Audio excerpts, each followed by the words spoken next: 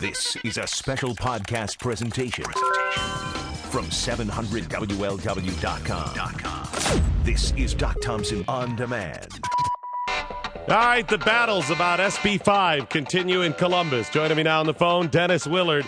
He is supporting, or one of the organizers behind, the Rally to Save Ohio's Middle Class. That is today, Dennis? Yes, it is. It is today. It's going to start around 10 p.m. and go to 6 p.m., Doc. There's going to be lots of music. There's going to be a lot of working people who get up and give testimonials, talking about what they do in their community, not only what their job is, but how they also are volunteers, coaches, family members, neighbors, et cetera, in the community. And they're also going to talk about something that's really important here, Doc, and that is they're going to talk about the fact that they are customers. They take the money they earn and they spend it in the community, and that creates and retains jobs all across this state in small towns. I understand that. I think most of the people that are in support of SB5, I have certainly been in support of it. I think it's collective bargaining is unnecessary. I've spoke about that at length. I think most of us understand that, of course, you're our neighbors, you're our friends, you're putting money back into the community. I don't think that has a whole lot of relevance to the discussion of collective bargaining, though, for public employees. Well, I would disagree with that, and also this is an attack on the middle class. It's not only about collective bargaining, it's really about the legislature and the governor should be working on what they promised to do, which is create jobs. If we create jobs in this state, I mean good paying jobs, that takes care of all of our budgetary problems. That's what they should be doing. Instead of dividing this state, Doc, they should be uniting this state. They should be coming together and saying, how do we get jobs created? Well, the thing is, I think those of us that are in support of SB5 are looking at this as a much bigger issue as opposed to just the Band-Aid fix of if we create more jobs, then everybody's happy. The fact is, those of us that support it recognize there has been a disparity in many cases, albeit Ohio has not been nearly as bad as federal workers or some other states, but there is still a disparity. So I don't want to just solve the problem of more jobs. I certainly want that. I'm ready to get down to some serious solutions across the board. And as I've said, collective bargaining for public employees is only one piece of the puzzle, but it is a piece of the puzzle. My frustration, though, Dennis, is, and you just said it just now, and even in your press release, it's the Rally to Save Ohio's Middle Class, a blatant assault on the middle class. Who do you think I am? And everybody else in the private sector, or a good portion of them are in the private sector. Do you think we're all rich? I think we're all middle class, and we should all join together in this assault on the middle class, Doc. Then how is it an assault on the middle class if we're talking about what is nationally, I think, 12% of people belong to unions? How is that an assault on the middle class? This isn't about unions. This is about jobs and workers' rights and the right to be heard in the workplace, whether you're in a union or not in a union. If you're a school bus driver and you want to stand up and say, the brakes are faulty on my school bus, the windshield wipers need replaced, the tires are worn, you should be able to do that without being afraid of being fired or summarily punished. This is about workers' rights. And I'll tell you something, Doc, if you look at the polling, the people are with the workers here. The New York Times poll came out last night, CBS poll, 60%, and that includes independents and Republicans. I know WLW is a great radio station. It goes all the way up to Toledo, all through those little counties, Putnam, Fulton, Van Wert, and those people understand that this is an assault on their rights. How is it possible that somebody couldn't stand up if they were driving a bus and say the windshield wipers are faulty and it's dangerous? Talk to people who were in state government and local government before 1983, and they'll tell you that rampant nepotism, cronyism, discrimination was rampant, and people were afraid to go in. And if they did stand up, they could be summarily fired or punished. And their only recourse was not to come together and sit at the table and work out these differences, but to go out and hire an attorney themselves. And actually, what this bill does is it is a full employment act for lawyers in this state. We are going to have more individual lawsuits because people will not stand for being summarily punished for standing up and trying to express their voice in the workplace. So prior to 1983, You had the corruption, the nepotism running rampant. After that, it's all going away. We don't see any of that in the unions. We don't see any nepotism in unions, any favoritism or unions protecting bad employees, just like you say other people with regard to nepotism protected people. You again, this is not about unions. And no. Hang on a second, Dennis. That's what you keep bringing up. It is about unions. Stop spinning there. It is absolutely. If you talked about prior to collective bargaining, I'm expressing my opinion the same way you are. No. You brought up 1983 as the example. That's what we're talking about. We are talking about Senate Bill 5, and I will tell you, I've talked to lots of people who worked in state government before 1983, and they've. What is the significance of 1983? 1983 is the year that the collective bargaining law was passed. That's the reason I brought up collective bargaining. You say it's not about collective bargaining in that. It is if you're talking 1983. We're talking about Senate Bill 5, but there's other legislation that's in this state house and also around this state that is anti-worker. House Bill 61, for example, would instead of compensation time, overtime they want to replace that with compensation time, hour for hour. Now you're in a workplace. And suddenly you say, I would like to be paid time and a half for overtime instead of be paid comp time, and you're the odd person out. You're not going to get any overtime at that point. And really, let's talk about who this is about. For instance, OPSE, the Ohio Association of Public School Employees, their average salary, Doc, is $24,000 a year. Now, who are we? This is why the people are turning against this movement to repeal collective bargaining and take away workers' rights. Well, because they know hang on. Let's take not you, but people are picking on others who are who plow our roads, who are nurses, firefighters, teachers, teach our children, and they don't make exorbitant salaries. They are middle class like you and me, Doc. Well, here's the thing. You covered a lot of ground there, but I'll try to touch on as many as I can recall.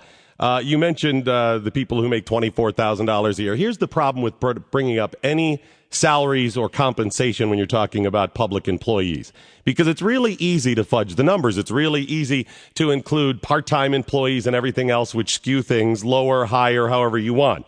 As it turns out, and this is according to the Bureau of Economic Analysis, it was published in USA Today, Ohio ranks 25th out of the 50 states in Washington, D.C. in salary and benefits paid to public sector workers. Now, it is nowhere near, as I've said before, what federal workers get, which is on average total compensation about $40,000 more than the public sector where there is a direct job comparison. And it is nowhere near what Wisconsin has, where they contribute less than 0.5% to their retirement. However, average compensation in Ohio for public sector workers is $52,473, which is about $2,400 more than the private sector.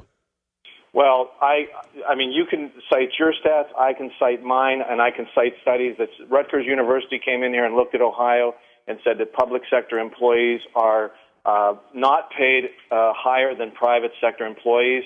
But again, you're right about we can't get into an argument over salaries. But I will tell you, to the individual person who's making $24,000 a year, and I've talked to a lot of them, Doc, they're saying, why are you targeting me? I drive kids to and from school safely.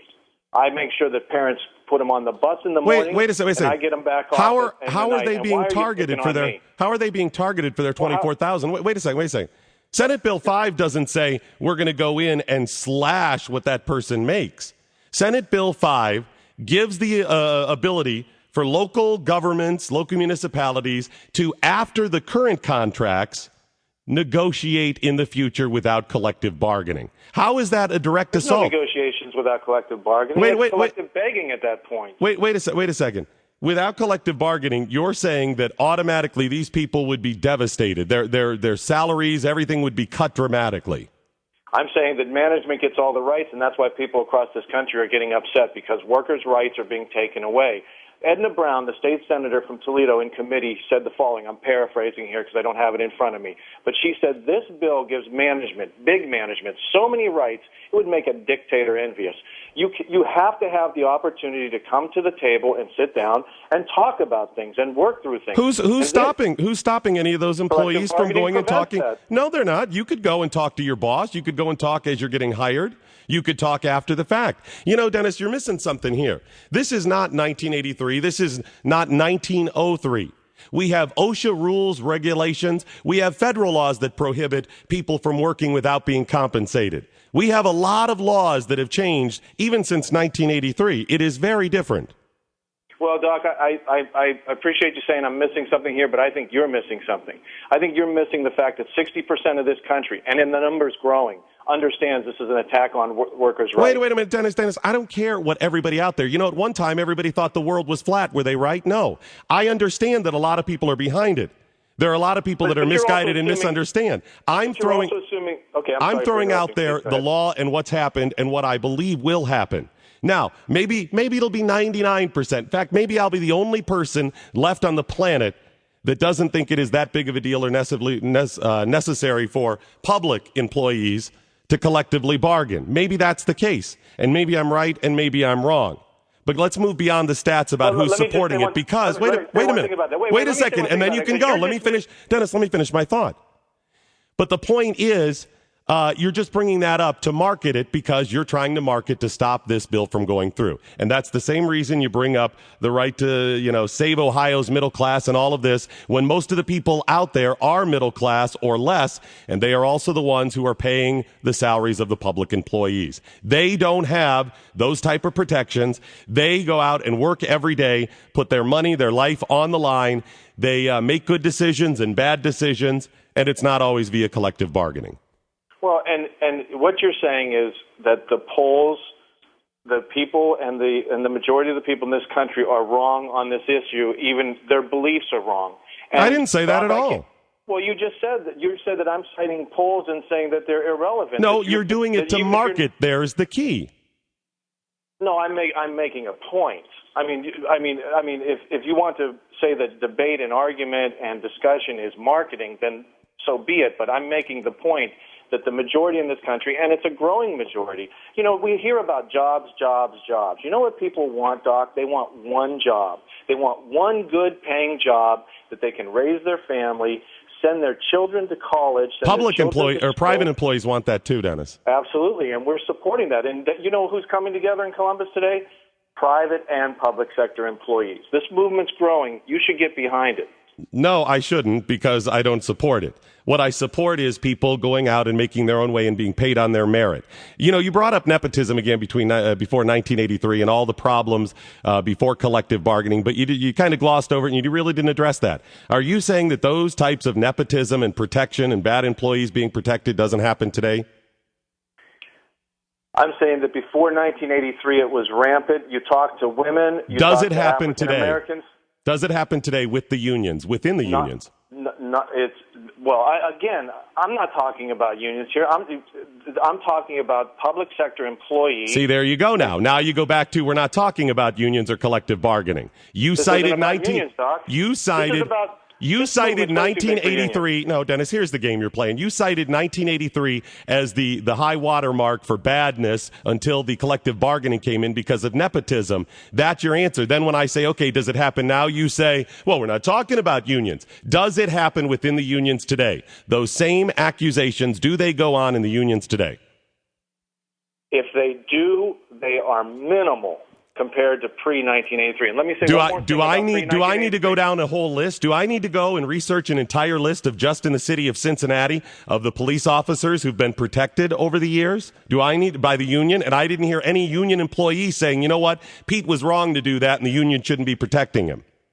Doc, I love your show, but let me just make one point, please. Yes, sir. Pre-1983, there was another problem.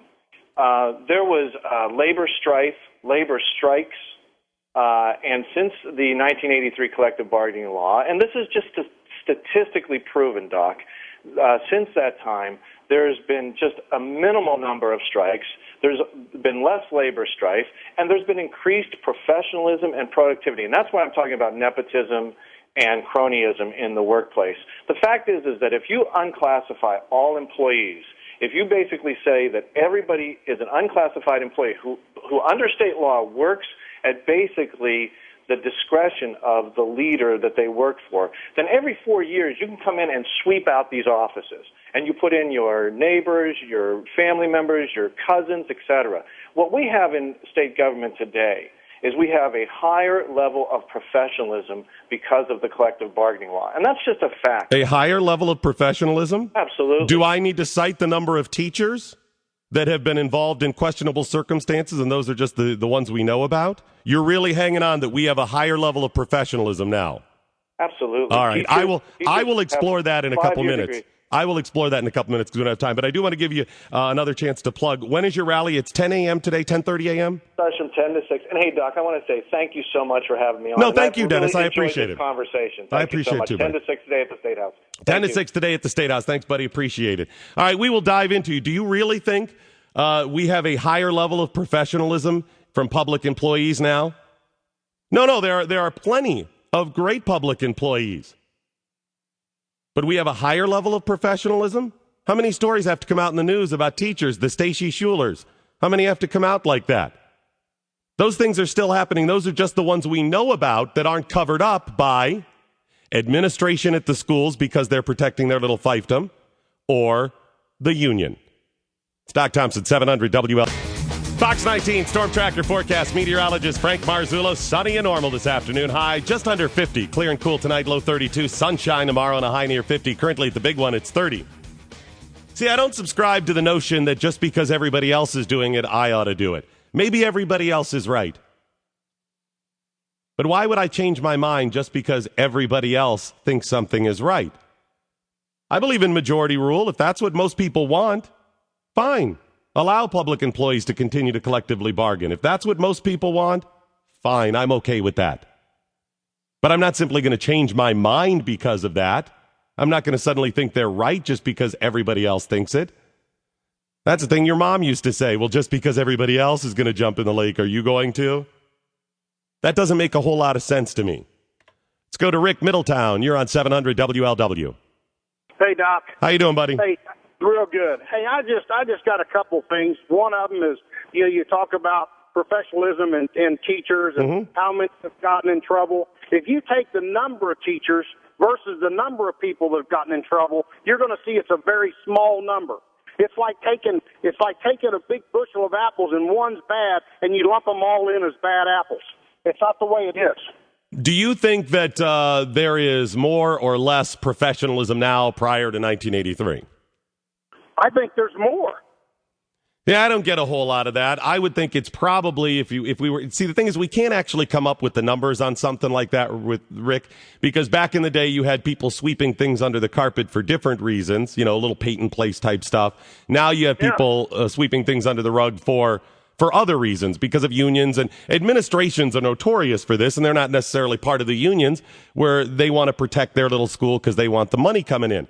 So we can't actually come up with the numbers. All I'm saying is there is plenty of professionalism that doesn't exist today, and the stories are not uncommon. I mean, just do a web search for female teachers who have been busted with students or anybody under the age, and it will astound you. And that's just one small example. And I agree with that, but what are the numbers compared to the hundreds of thousands? Is it 1% or 1.1%, or what is that?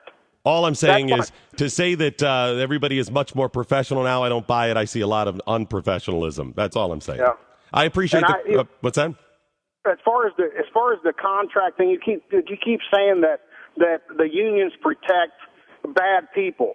The problem is, in every contract, it's written in there how administration can follow procedures to get rid of anyone. I've worked for union and I've worked for non-union. Can get rid of. But I can certainly cite examples of people in the public sector who were protected by the unions. How many teachers? I got a story just the other day, a teacher who was protected for 5 years after doing something heinous. It just goes on and And on. I'm not saying that doesn't happen. I'm saying that the things are in place to get rid of bad employees if the administration will do the job that they're supposed to do. Here's the problem, Rick, and I appreciate the call. Thank you so much. The problem is because you are so passionate about your union, and I understand where you're coming from. You feel like you need protection and you don't want to lose money. I don't want you to lose money, and I wouldn't want to lose money. But you lose the credibility when you don't stand up when the Stacy Schuler people type happen and are protected, although she wasn't protected. When those people are being protected by the unions, when you don't march and say, you're giving us a bad name. When you don't stand up as individual union members and say, this person has to go, and you just quiet, go along with it. The union has their power because you don't want it to lose any. You lose the credibility. It's Doc Thompson, 700 WL.